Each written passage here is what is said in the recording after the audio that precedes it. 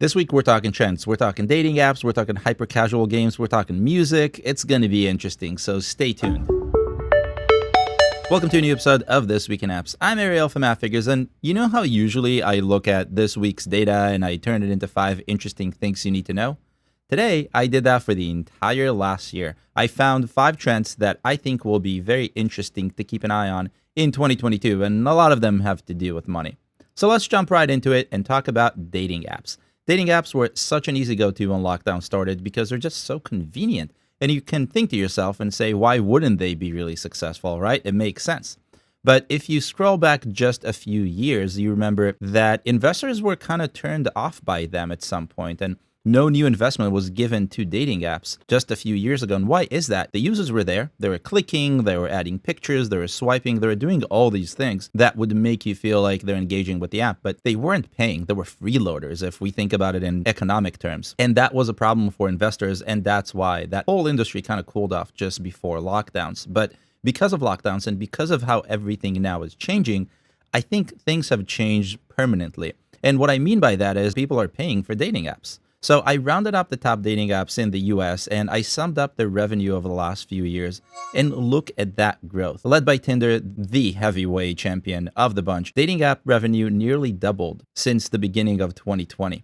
In absolute terms, that means they added about $90 million of additional revenue every month. In 2021, the top 10 apps earned $1.6 billion of net revenue across the App Store and Google Play. And yes, that is billions with a B. So I think it's safe to say that even though freeloaders are probably still the main users of dating apps, and we can clearly see that with what's happening with Bumble right now. Bumble made a small change to the kind of filters that it offers for free. They took away a few, and they're getting tons and tons of negative reviews, people complaining about how the app is no longer usable and how now they want you to pay for everything and they see it as the end of the world. But at the same time, Bumble is still making more money. What does this mean for competition? Because normally when we see an industry where there's more money consistently, we're thinking more money, more apps, right? And that's what I say all the time. But I don't think that's the case here. I think in the case of dating apps, it's going to be so difficult to introduce a new dating app at this point, because think of how much scale you need in order to have a network where people are actually talking to other people, which is the goal of this. It's going to take a long time, and in terms of investment, it's going to take a lot of investment. What I think we'll be seeing is more fierce competition from existing apps. So you have apps like OkCupid that used to be big and then kind of disappeared over the years. And those apps, I think, will, one, fight for better monetization within the app because now they know it's possible, but also for discovery. If you look at the top 10, the bottom 5 will definitely spend more, in my opinion, on getting more discovery to kind of beat the top names like Bumble and Tinder, and to some extent even Hinge. I think we'll see a lot more of that, and I bet you investors in apps in this category are going to be keeping an eye on pretty much every move the competition is making, because they can learn from every one of those moves and either do the same thing if it worked really well or make sure not to do it if it didn't. I see a year full of that. Tinder is one of the top grossing apps in the US. I don't think that's going to end. And I think apps like Bumble and Hinge and those other ones are going to try and race towards it. Another interesting trend from last year that I think we'll see more of this year is streaming. Streaming is one of my favorite kind of go-to topics. I talk about that almost every other week, and if you've been following, you know that full well. Now it's finally time to talk about the entire year of streaming and what that means. And I like talking about streaming apps, video streaming apps in this case, not just because they're putting up big numbers, but they also did something that is very different. The movie industry is kind of an old, ancient industry that has been in existence for so long and did everything the way it wanted to do for so long. At some point, that kind of ended. Think about cable companies. When was the last time you had cable? I don't know about you, but I know that I haven't had cable in many, many, many years, probably more than 5 easy, 6, 7, maybe even more than that. So instead of just dying, like many other industries have because of this move to technology, video and movie streaming apps, once they've gone mobile, they've become very successful. And it took most of them a long time to figure this out. I was going to talk about companies like HBO Max and Disney Plus, which I talk about all the time. But the more I looked at the data, the more I realized that the more interesting trend, a lot of mores, is really in everyone else, all the other streaming apps. So I'm going to skip HBO Max and I'm going to skip Disney Plus. And I rounded up 6 of those everyone else apps, and I looked at their revenue growth over the last few years, and I did that by quarter. Going back to 2020, pre-pandemic, and really before the trend that I'm talking about really started, you can see that growth was negative. They lost about $10 million in revenue in 2020, in Q1 of 2020. And that's kind of a big deal, but that quickly changed. By Q3 of 2020, more apps joined the race. And that's the interesting thing here. It's not just that existing apps were making more money, existing apps were monetizing better, but also new apps started getting into this race. NBC jumped into the race with Peacock TV and a few others as well. And we see that happening throughout the year in 2021 as well. By Q3 of 2020, we see an increase of 43%. And then in 2021, we see very similar growth, but really quarter after quarter. And this is everyone else. This is not the HBO Max, and this is not the Disney Plus that we're used to seeing put big numbers up. So I think this trend is going to continue being extremely positive. And if you're looking at the screen and you're thinking, what is this slump in December? It's still, look at that number. That number is huge. And so I think even that is a positive, and we're not going to see less of that, in my opinion, in 2022. And with so much content, I think, again, the name of the game is going to be competition. They will have to make sure that they know what all the other streamers are doing,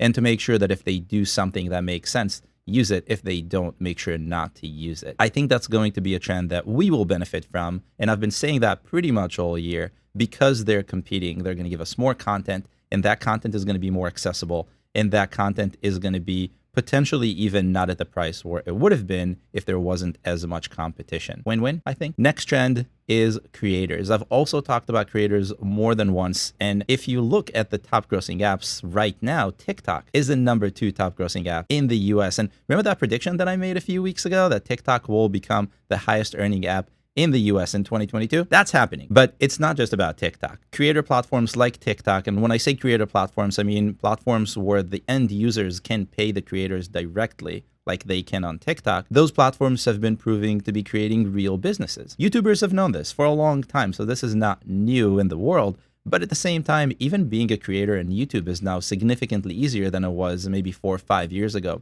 The kind of features that you have access to from the platform are no longer locked as they used to be, only if you're successful. And all these things are just making it super easy to get started. So just how big is this segment, and what can creators really expect? For that, I'm going to look at the top 3 creator platforms: TikTok, Big O, and Twitch. All 3 offer in-app purchases so users can pay creators. YouTube doesn't. That's why I excluded YouTube from this analysis. Since 2020, the trio has grown its US revenue, and that's net revenue, from around $10 million back in January of 2020 to more than $85 million per month in December of 2021. Now, the majority of this revenue is coming from TikTok, but that's not how it started. In January of 2020, both Big O and Twitch were earning more for their creators. And even though TikTok's meteoric growth really eclipses the rest, and by much, those have also grown substantially for normal companies.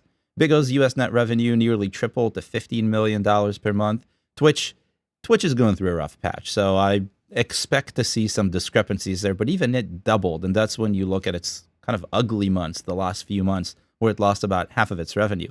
If we ignore those ugly months, they grew by a factor of 5. There's a lot going on here in this space, and that's a space that wasn't really as open up until not too long ago. Now, unlike dating apps where only a small few companies benefit, this trend is really more about everyone. Almost every platform where creators can create has or is in the process of adding tools for creators to get paid. Look at Twitter, look at Clubhouse, look at all of those different platforms. While I expect more people to try and become creators this year, I don't expect everyone to succeed.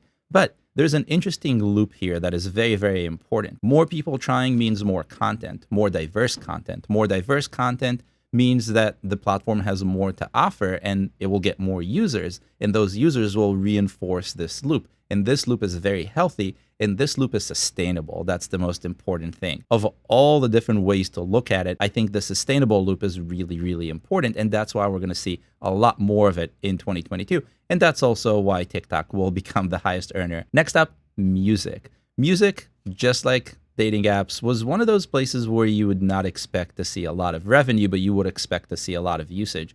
And over time, that has also changed pretty drastically. To see how much growth has happened over the last few years, I added up the top music apps by revenue, and the top music apps in this particular group are YouTube Music, Pandora, Tidal, SoundCloud, and Amazon Music. And I looked at their in-app revenue. Since most of them monetize directly on Google Play, meaning not through Google Play, I can't really include Google Play in this analysis, so it's only about Apple. What about Spotify? I did not include Spotify, and that's really on purpose. They're in this huge fight with Apple, and because of that, I don't think their revenue numbers actually show the real truth behind growth in this segment, so I omitted them. Led by Pandora, net revenue in the App Store grew to $47 million in December of 2021, according to our App Intelligence. And that's an increase of 47% over January of 2022. And January was actually slightly higher in general. So we're looking at big numbers and big growth numbers. And no, I didn't mess with the numbers, so we get 47 and 47. That happened all on its own. If we zoom in a tiny bit more, you can see the race and you can see how it's shaping up. Pandora, which was the market leader in 2020, actually dipped a bunch in 2020 and in the beginning of 2021. And that made way for YouTube Music to take over, and YouTube Music is now the highest earning app in this group. The two added $14 million and $16 million respectively in December of 2021, according to our estimates. Streaming is here not just to stay, but here to grow, and in all forms that people can consume. Switching gears completely, I want to talk about hyper-casual games. Now, I talk about hyper-casual games at least once a month when I look at the most downloaded games of the month, and so I talked about them a bunch. And hyper-casual games monetize with ads mostly. The key to success with ads is downloads, lots and lots of downloads. So I wanted to analyze their downloads and see if they're growing or if they're shrinking, specifically because of app tracking transparency. And let me explain why. Thanks to great ad targeting tools, getting those games to the top of the charts was pretty possible. It wasn't cheap in any way, but it was possible. And those days kind of ended with app tracking transparency, which took away a lot of those targeting tools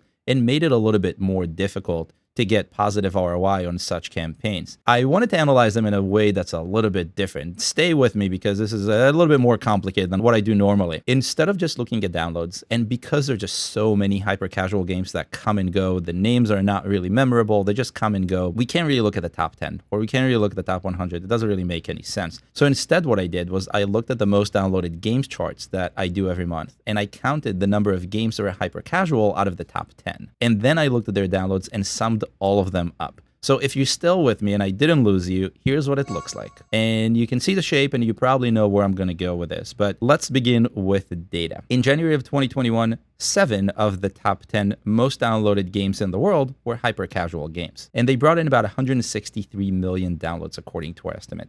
And by the hot season for games, which is summer, both numbers rose even higher. 9 of the 10 most downloaded games in August were hyper-casual, so 90%. I don't know how one snuck in, but one snuck in. And they brought in about 183 million downloads. But look at the sharp decline right after. October dropped to just 4 apps and 77 million downloads. And in November, they dropped even more. They rebounded kind of a tiny bit in December, but overall, we're talking about a decrease of roughly 50%. Now, the real question is this the end of hyper-casual games? And I don't really have an answer for that. I think it's a really complicated answer because where there's a will, there's a way. And if developers find them to be a good tool to make money, they will continue producing them. But let me zoom out a little bit. If we think about the higher costs of advertising, of acquiring those downloads, and we think about how much attention spans are becoming shorter and shorter and shorter, and we also take into consideration just the enormous amount of content that's being put out there, I think what's going to happen is we're going to see a new class of games that's kind of a hyper casual game. A game that takes even less engagement, takes even less attention, and can happen more quickly. And that could fit much better into a very busy day for people who play these games. I think a lot of that is going to be based on data. A lot of that is going to be based on what works and what doesn't work as opposed to what a game should be. I'm not the audience exactly for these games, and I don't really love where this is heading from just a game developer perspective. But if we're just looking at data, this is inevitable, and that's what I see happening. So yes, I think we'll see more hyper-casual games, hyper-casual games in the future, and I think they're going to ask even less from the user who plays them. And that's all I have for you this week. Hopefully you enjoy the content. And if you have any questions, drop them in the comments and I'll try to answer them in the next episode. That's it for me. I'll see you next week.